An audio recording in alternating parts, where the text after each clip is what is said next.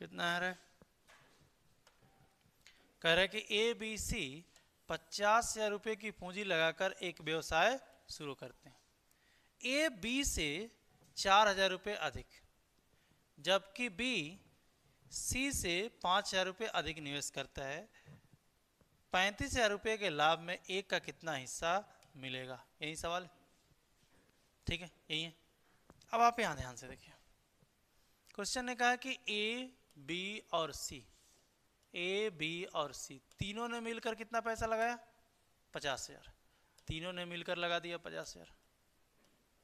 आगे कहता है कि ए बी से 4,000 रुपये अधिक लगाता है। ये कितना लगाता है? बी से 4,000 अधिक। और बी सी से 5,000 अधिक। बी सी से 5,000 अधिक लगाता है, बी सी से 5,000 अधिक। और ए बी से भी 4,000 अधिक, यानी 5 और 4 कितना अधिक लगा रहा है? 9,000। यही हो गया। तो यदि हम इसका पैसा x मान लें तो इसका पैसा इससे 5,000 ज़्यादा, यानी कितना हो जाएगा? x plus 5,000। और इससे भी 4,000 इसका ज़्यादा, तो इसका पैसा कितना हो जाएगा? x plus 9,000। हाँ जी, यस और नो? यही हो जाएगा। इसका x तो इसका x प्लस 5 और इसका x प्लस 9। तो यदि हम तीनों के पैसे जोड़ दें तो तीनों के पैसे जोड़कर कितना आएंगे? तीनों के पैसे जोड़कर आएंगे 50,000। तीनों ने मिलकर कितना लगाया था? 50,000। 50,000 लगाया था। तो यदि हम सॉल्व करें तो x और x कितना हो गया? 3x। 3x प्लस 9 और 5 कितना हो गया? 14। 3x प्लस 14,000 बराबर कितना हो गया? 50,000। यानी 3x की वैल्यू कितनी आ गई? 3x की वैल्यू इसको इधर भेजेंगे तो 50 में से 14 गया 36। 3x की वैल्यू 36,000, तो x की वैल्यू 3 से भाग करेंगे कितना आएगा? 12,000। x की वैल्यू 12,000 है। x की वैल्यू यदि 12 है तो तीन लोग हैं, ए बी सी। तीन लोग हैं हमारे पास, ए बी और सी। ए बी सी, सी ने पैसा कितना लगाया? x यानी 12,000। इससे 5,000 ज़्यादा बी लगाता है, तो 12 से 5 ज़्यादा 17। और इससे भी 4 ज़्यादा ए लगाया, तो 17 से 4 ज़्यादा कितना हो गया? 21। तो इनके कैपिटल का रेशियो इतना गया। तो 3 जीरो से 3 जीरो से 3 जीरो कैंसिल, यानी कैपिटल का रेशियो आ गया 21, 17 और 12, यही आ जाएगा। और जो रेशियो कैपिटल का है वही रेशियो किसका होगा? प्रॉफिट का, क्योंकि टाइम तो बराबर है सबके। तीनों साथ में बिजनेस शुरू किए और बीच में किसी ने छोड़ा नहीं है, तो टाइम बराबर है। तो जो रेशियो कैपिटल का वही रेशियो प्रॉफिट का। तो यदि हम टोटल प्रॉफिट देखें तो कितना है? 21 और 17 और 12 29। 17 12 29 और 21 कितना हो गया? 50। तो टोटल प्रॉफिट है 50 यूनिट की। टोटल प्रॉफिट है 50 यूनिट की। यूनिट में टोटल प्रॉफिट 50 है, लेकिन टोटल प्रॉफिट है कितने का? 35,000 का। कितने का प्रॉफिट है? 35,000 का। तो 50 यूनिट की वैल्यू यदि 35,000 है तो एक यूनिट की वैल्यू कितनी आ जाएगी?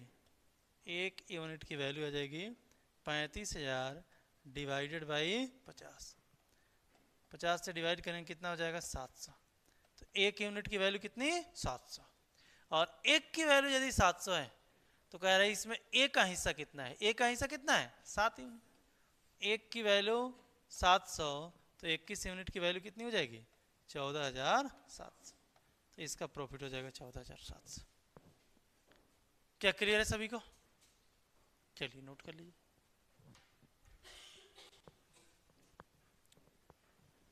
ये आप चाहें तो छोड़ दीजिए, मैं इसका दूसरा सॉल्यूशन बताता हूँ। ये तो मैंने पूरा डिटेल में आपको समझा दिया, क्लियर? इसमें कोई डाउट तो नहीं है, ये बिल्कुल बेसिक तरीका है। अब आप इसको थोड़ा ध्यान से समझिए। देखिए, जब भी इस टाइप का सवाल हो कि टोटल पैसा कितना है? 50,000, यहाँ ध्यान से समझेंगे। टोटल पैसा कितना? 50,000। इसको 3 लोगों में बांटना है, ए में, बी में और सी में, यही बांटना है। क्वेश्चन कह रहा है कि सी से 5,000 रुपया ज़्यादा बी लगाता है, तो इसने 5,000 रुपया यदि ज़्यादा लगाया ना, तो इसको पहले ही 5,000 रुपया निकाल कर दे दीजिए, पहले ही दे दीजिए 5,000। और ये इससे भी 4 ज़्यादा लगाता है, तो उस 5 से 4 ज़्यादा कितना? 9। तो ये 9,000 ज़्यादा लगा रहा है, तो इसको पहले ही 9,000 दे दीजिए। यानी जो एक्स्ट्रा पैसा लगा रहा है ना, उस एक्स्ट्रा पैसा को पहले ही बांट दीजिए। जिसका पैसा एक्स्ट्रा है उसको पहले ही डिस्ट्रीब्यूट कर दीजिए। तो इसको 9 दिया और इसको 5 दे दिया, कितना एक्स्ट्रा दे दिया? 14। पैसे थे 50,000, 50,000 में से मैंने 14,000 बांट दिए तो बचा कितना? 36। अब 36 को बराबर बराबर बांट दीजिए 3 लोगों में, तो कितना कितना मिलेगा? 12,000। यानी इसको दे दीजिए 12,000 और इसको भी दे दीजिए 12,000 और इसको भी दे दीजिए 12,000। इस तरीके से आप देखेंगे कि सी को कितना मिल जाएगा? 12,000। सी को मिल जाएगा 12,000। बी को कितना मिलेगा? 12 और 5 17,000। और ए को कितना मिलेगा? 12 और 9 21,000। यानी ए को मिलेगा 21,000, बी को मिलेगा 17,000 और सी को मिलेगा 12,000। क्या ये काम हम ओरली कर सकते हैं? डेफिनेटली कर सकते हैं, इतनी कैलकुलेशन तो हम दिमाग में कर लेंगे। ठीक है, तो ऐसे आप डायरेक्ट कर सकते हैं, आपको ये सब लिखना उखना नहीं पड़ेगा और आपको मन में समझ में आ जाएगा कि ए बी सी के कैपिटल कितने हैं। तो इसके कैपिटल 21,000, इसका कैपिटल 17,000 और इसका कैपिटल 12,000। तो यदि हम यहाँ से रेशियो निकालेंगे तो रेशियो निकालेंगे तो 3 जीरो से 3 जीरो से 3 जीरो कैंसिल, यानी कैपिटल का रेशियो आएगा 21 अनुपात 17 अनुपात 12। और जब टाइम बराबर है तो जो रेशियो कैपिटल का वही रेशियो प्रॉफिट का, तो प्रॉफिट का रेशियो भी आएगा 21 17 12, यही आ जाएगा। यानी 21 unit plus 17 unit plus 12 unit, तो टोटल कितना? 50। 50 यूनिट की वैल्यू 35,000, तो एक यूनिट की वैल्यू आ जाएगी 700 और एक की वैल्यू 700, तो 21 की वैल्यू आ जाएगी 21 इंटू 700 यानी 14,700। आ गई बात समझ में? तो ऐसे आप फास्ट कर सकते हैं। पैसे बांटने का तरीका सीख गए आप लोग। तो हमें इस तरीके से ओरली कर लेना है, पूरी एक्स मान के नहीं करना है। एक्स मान के तो बेसिक तरीके से हम लोग करते थे क्लास 9 10th में। बताइए कोई डाउट तो नहीं? चलिए नोट कर लीजिए इसको।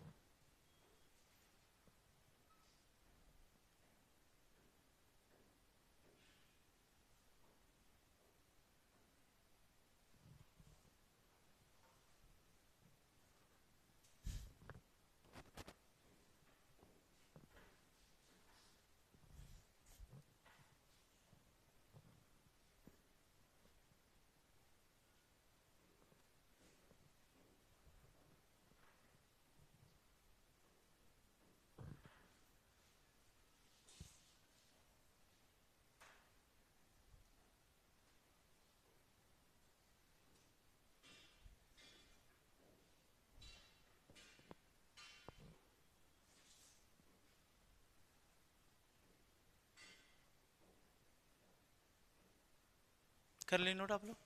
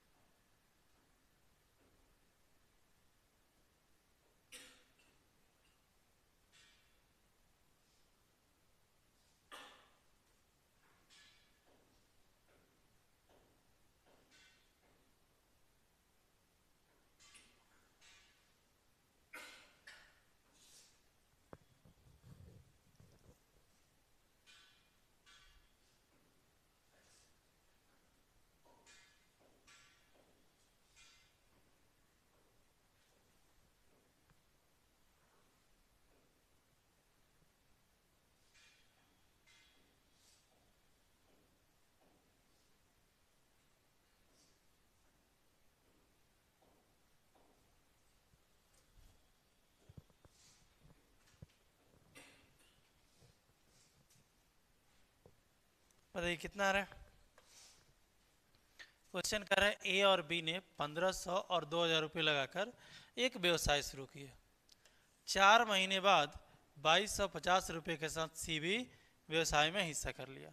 बी ने अपनी पूंजी 9 महीने के बाद निकाल ली। ठीक है, 900 रुपये के लाभ में बी का हिस्सा ज्ञात करें। यही सवाल है, किसी को डाउट तो नहीं? तो अब यहाँ ध्यान देंगे। क्वेश्चन कह रहा है कि ए और बी ने पैसे लगा दिए। ए ने कितना पैसा लगाया? 1500। ए ने पैसा लगाया 1500 और बी ने पैसा लगाया 2000।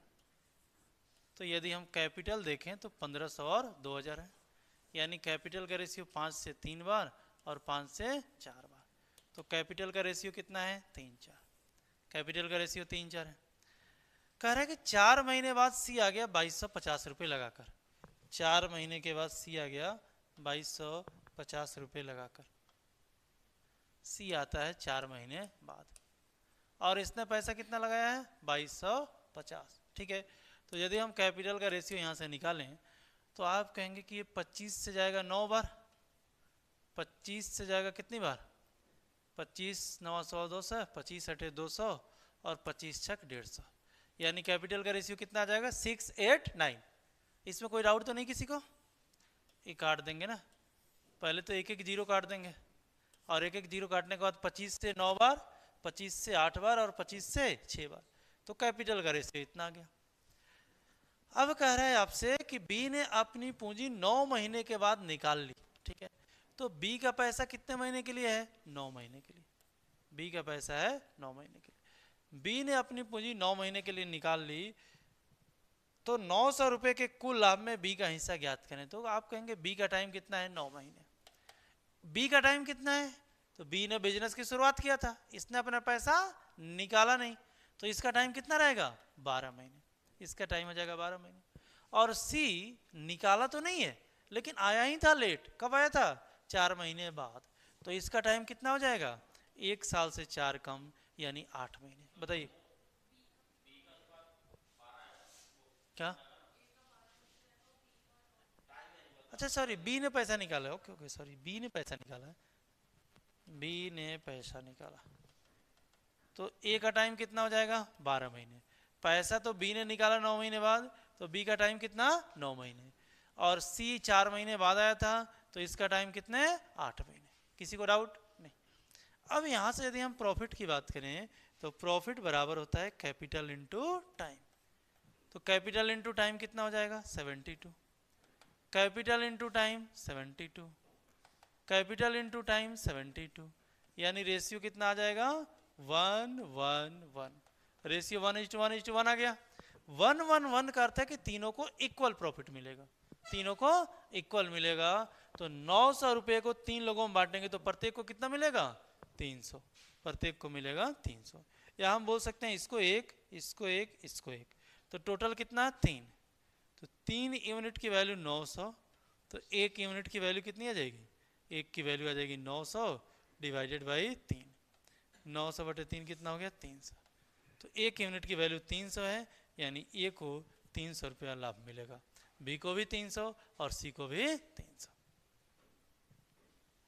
क्या क्लियर है सभी को? हाँ जी, यस नो? चलिए नोट कर लीजिए।